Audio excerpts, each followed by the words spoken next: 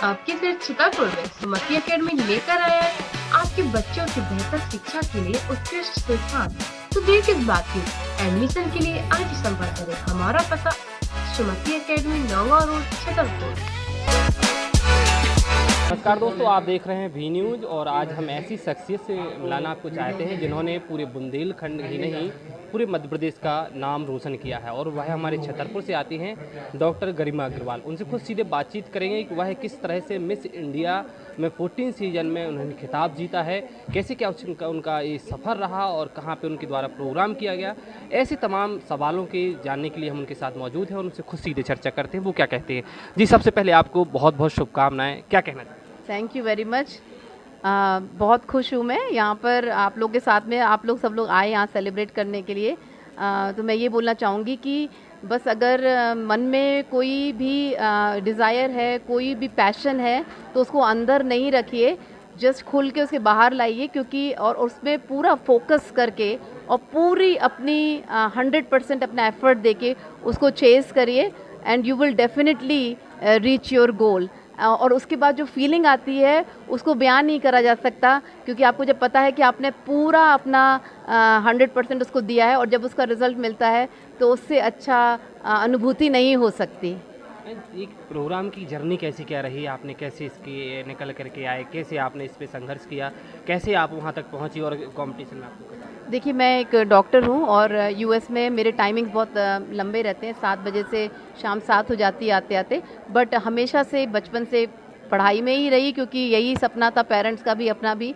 But जब आज मैं स्थापित हो चुकी हूँ अच्छे से अपने करियर में और मेरी बच्चियाँ भी 17 और 9 साल की हैं और हस्बैंड बहुत सपोर्टिव हैं, तो इस टाइम पे मैंने सोचा कि अब मुझे अपना जो पैशन है, जो ड्रीम है, उसको आगे लाना है और उसे पूरा करना है। इसलिए मैंने इसका फॉर्म भरा था 2023 में, अक्टूबर में फॉर्म भरा था इसका, और फरवरी 2024 में इसका ऑडिशन हुआ था हमारा। इसमें ऑनलाइन ऑडिशन हुआ था जिसमें 5-6 लोग वहाँ पे उनकी जो पास्ट क्वींस हैं उन्होंने इंटरव्यू किया था, क्वेश्चंस पूछे थे, वॉक दिखाना पड़ा था हमको और इंट्रोडक्शन। उससे उन्होंने कुछ फाइनलिस्ट सिलेक्ट किए थे। आई थिंक अबाउट 35,000 एप्लीकेशन उनके पास आते हैं, उसमें से उन्होंने 120 लोग सिलेक्ट किए थे। जून में मुझे पता चला था इसके बारे में और अक्टूबर से उनका ओरिएंटेशन शुरू हुआ था और उस टाइम पे हमको धीरे धीरे बताया गया इस प्रतियोगिता के बारे में और बेसिक जैसे कि फ़ोटोग्राफी के बारे में, इस इंडस्ट्री के बारे में ओरिएंटेशन दिया। जनवरी से ग्रूमिंग सेशन शुरू हुए इसके, जो कि हर सैटरडे को 3-4 घंटे के सेशंस हुआ करते थे, जो कि बॉलीवुड लेवल के जो ग्रूमर्स होते हैं उन्होंने लिए। मेकअप सिखाना, वॉक कैसे करना, कैसे बात करना, कैसे क्वेश्चंस हैंडल करना, ये सारी चीज़ें हर हफ्ते सैटरडे को 8 बजे से 12 हमारे टाइम पे, और यहाँ पे इंडिया में आई थिंक शाम को होता था सैटरडे को। उसमें फिर साथ में फरवरी से इनका जो 70% असेसमेंट होता है वो सोशल मीडिया टास्क से होता है। तो हर हफ्ते हमको एक टॉपिक दिया जाता था, उसमें हमें 3 क्रिएटिव वीडियो बनाने रहते थे, तो उसमें हमारा बहुत टाइम जाता था, जिसमें फरवरी से हर हफ्ते हमने मैं रात में यूजुअली काम, घर के हॉस्पिटल ख़त्म करके, बच्चों के काम ख़त्म करके रात के 11 से 3 बजे तक यूजुअली मेरी ये गतिविधि चलती थी।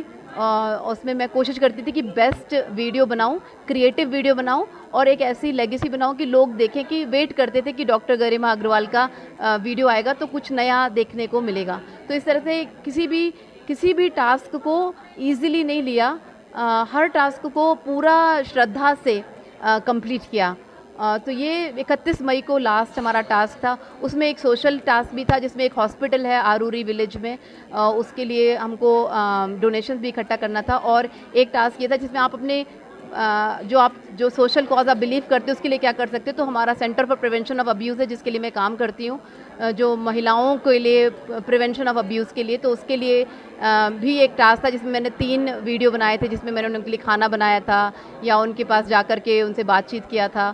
तो इस तरीके के टास्क, ये सब इंस्टाग्राम पे आपको जर्नी मेरी मिलेगी देखने के लिए। साड़ी योगा करना साड़ी में, होली, ईद मनाना, तो इस तरीके के उसको जैसे ईदगाह का मैंने प्ले करा था, जो ईदगाह का प्ले उसको इनेक्ट किया था फॉर होली टास्क। तो ये सारे टास्क करके फिर हमारा जो प्रतियोगिता हुई जो जून 15 से शुरू हुई, उसमें पहले प्रेस कॉन्फ्रेंस और फिर उसके बाद रोज़ सुबह सेशन होता था और शाम को होता था। बीच में हमारी कोरियोग्राफी भी होती थी जिसमें हमको वॉक करने के लिए, क्योंकि इतनी सारी लेडीज़ को स्टेज पे जाना। तो लुबना एडम्स जो कि इंडिया की top most she is a top most show director, वो उन्होंने डायरेक्ट किया था ये पूरा। तो ये हमारी एक्टिविटी सुबह 4 बजे में उठना रहता था क्योंकि हमें 5 बजे लाइन अप होना पड़ता था मेकअप के लिए, और 6 बजे से हमारे फ़ोटोशूट शुरू होते थे और राउंड शुरू होते थे, और बीच में हमको टाइम होता था तो भाग के ब्रेकफास्ट कर लो, लंच कर लो, और रात में 2 बज जाती थी ये सब एक्टिविटी होते होते। उसमें एक इंटरव्यू सेशन भी था जिसमें हमको बताना था कि हम वहाँ पे क्यों हैं, हम क्या रिप्रेजेंट कर रहे हैं, हम क्या आगे करेंगे, ये हम यहाँ पर इस ताज का हम कैसे उपयोग करेंगे। इस तरह के सेशंस भी हमारे थे। और फिर जून 19 को टैलेंट राउंड हुआ, जिसको आप यहाँ पे वीडियो देखेंगे, जिसमें मैंने एक मोटराइज व्हीकल होता है हवर बोर्ड, उस पर खड़े होकर के साड़ी पहन करके कथक नृत्य किया था, एक तरह से दिखाता हुआ कि मैं किस तरह से अपना प्रोफेशन और पैशन बैलेंस करती हूँ। उसके लिए मुझे मोस्ट टैलेंटेड अवार्ड मिला था, स्टैंडिंग ओवेशन मिला था, जो कि I was the only candidate who got the standing ovation. और फिर 20 तारीख को इवेंचुअली पूरा फाइनाले था जिसमें क्वेश्चन आंसर राउंड, एक क्वेश्चन आंसर आप देखेंगे इसमें राउंड, तो उसमें टॉप पहले 40, फिर टॉप 25, फिर टॉप 10, इस तरह से करके ये पूरा प्रतियोगिता ख़त्म हुई। और उसके नेक्स्ट डे हम लोगों का विनर्स का फ़ोटोशूट और प्रेस कॉन्फ्रेंस था। मोस्टली देखने को मिलता है कि जब जैसे लेडीज़ की शादी होती है तो अपने होमवर्क में लग जाते हैं, ज़्यादातर होता है, या अपने जैसे आपने बताया कि आप डॉक्टर हैं तो अपने पैशन में काम करते हैं, लेकिन उसके अलावा ये पूरी जर्नी, जैसे आपने बताया 2 बच्चे भी हैं आपके, उसके बावजूद भी आपने इतना बड़ा संघर्ष किया, तो खासतौर पे आने वाली पीढ़ी के लिए क्या कहना चाहती है? क्योंकि बहुत ज़्यादातर देखने को मिलता है शादी होती है, आधे सपने महिलाओं के वहाँ ख़त्म हो जाते हैं, लेकिन आपकी कहा जाए तो वहाँ से शुरुआत हुई, तो इसको लेके क्या कहते हैं? जी, मैं ये बोलना चाहूँगी कि ये बिल्कुल सही बात बोल रहे हैं कि आप पहले पढ़ाई करते हैं, प्रोफेशन में जाते हैं, फिर शादी होती है, और अगर प्रोफेशनल है तो फिर तो आप और भी बिजी हैं क्योंकि आपका प्रोफेशन है, आपका घर है। बट मैं ये बोलना चाहूँगी कि ये सब आपको कार्य करते रहना है, क्योंकि इससे तो आप एस्केप नहीं कर सकते, क्योंकि ये ड्यूटी भी है आपके बच्चों के प्रति, आपके परिवार के प्रति। बट आपको अपने पैशन को मारने की ज़रूरत नहीं है। आप अपने पैशन को जागरूक रखेंगे और उसके तरफ काम करेंगे तो आपको खुद एक पूरापन महसूस होगा, सेटिस्फैक्शन महसूस होगा। और ये एक्चुअली एक रीज़न था क्योंकि मैं अपनी लड़कियों को बताना चाहती थी कि लड़कियों को ये बताना चाहती थी कि भाई कुछ भी पॉसिबल है अगर आपका फोकस और आपका डिटर्मिनेशन है, तो you can do anything at any as भी। ये मैं आज 46 की हूँ and I can proudly say that I did it.